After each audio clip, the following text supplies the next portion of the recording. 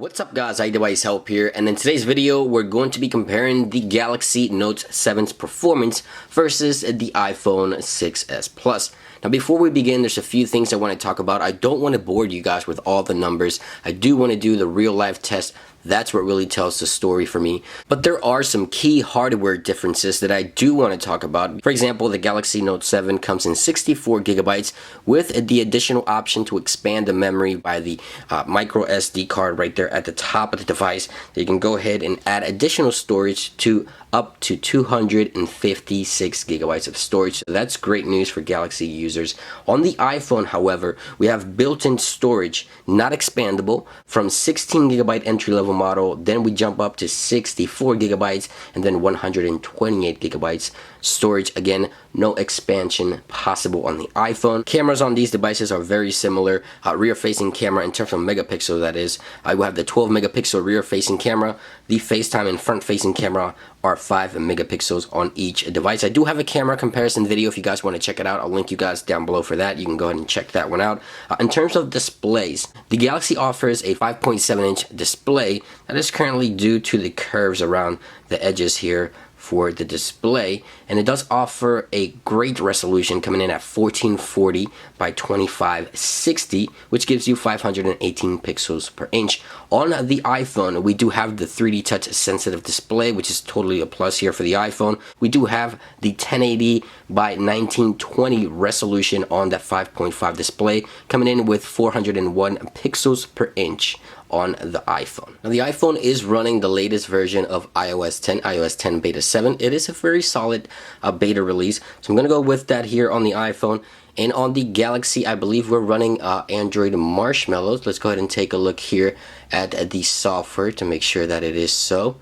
So right here it is, software version 6.0.1, Marshmallow, there it is. Now what I want to do is go ahead and power off both devices and go ahead and do a Powerup test to see which device boots up faster. Alright, so both power buttons on the Galaxy is on the left side there, and on the iPhone as well. So I'm going to go ahead and press those at the exact same time. 1, 2, 3. Alright, so they're off. Now some people may claim that the Galaxy, since I did buy it from AT&T here in the US, it does have a boot logo, and that could affect the boot up speeds, but that is how the software is built on my area and how they sell the phone to me, so I have to test it that way. So you can see there the iPhone's already booted up. We have the Galaxy still working there on the boot up process. Let's go ahead and wait there for the Galaxy. Alright, so it looks like it was about 3 to 5 seconds behind. Again, could be due to the boot logo, but that is how the phone software is built in my area. Now let's go ahead and do more testing. Alright, so now let's go ahead and do a Wi-Fi test here quickly. Both devices, as you can see, they're connected to the same network. Both devices on a dual band connection here where I'm at. So I can go ahead and launch the speed test application. I'm going to do one device first so it doesn't interfere one with the other. Let's go ahead and do the iPhone first, and then we'll do the Galaxy. Let's see what we get here with iPhone. Alright, so it looks like 224 down for the first test here for the iPhone. Let's go ahead and wait for the upload speeds. 17.75 uploads. Let's do the Galaxy now, see what we get. So the Galaxy did 228 down, so about 4 megs faster than the iPhone there. And on the upload speeds, it looks like we have around 18.5. So it did win on both uploads and download speeds. Let's go ahead and disconnect from Wi-Fi on both of these devices. Since they're both running on the AT&T network, why not do an actual network test while we're at it, just for sakes. So let me go ahead and do the iPhone first here on the AT&T network, and then we'll do the Galaxy. Alright, so download speeds on the AT&T network for the iPhone was 20 megs down. We're going to go ahead and wait here for the upload speeds. It looks like we got 2.16 on uploads. Again, AT&T network that is. We're going to go ahead and test the same exact network, same location again here on the Galaxy.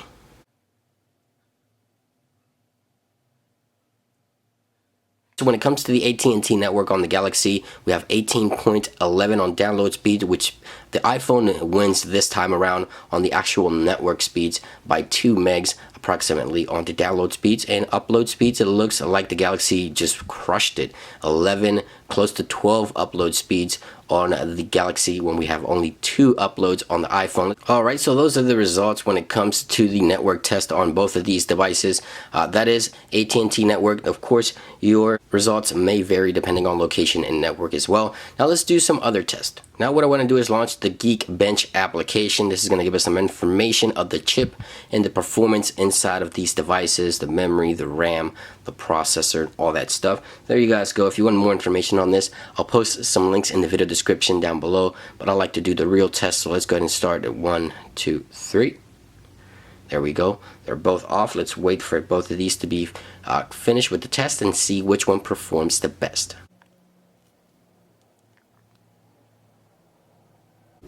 It looks like the iPhone completed the test first, 2541 on the single core score and 4405 on the multi-core score. Let's go ahead and wait for the Galaxy to finish its test.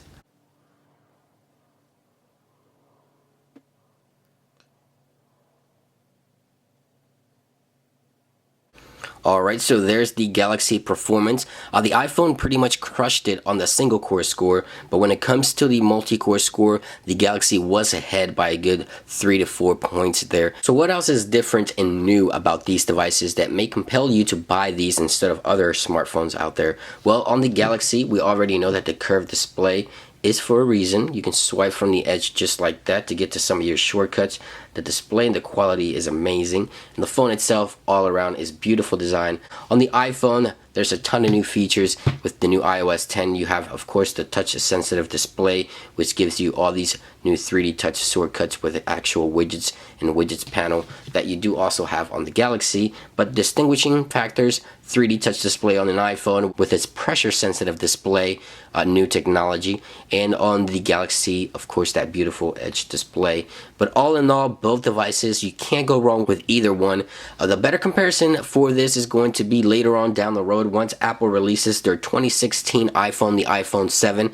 It'll be a better comparison determining which company came out with the best device for the year. Right now, the iPhone 6s Plus was last year's model, and we're comparing it to the brand new Galaxy Note 7, and it still held up pretty good, I believe. Leave your comments down below. What are some of the features you're hoping for the next generation iPhone, and what are some of the best features that you like about the Galaxy Note 7? Again, both awesome devices. I hope you guys enjoyed the video. It's been iDevice Help, and I will catch you guys on the next one.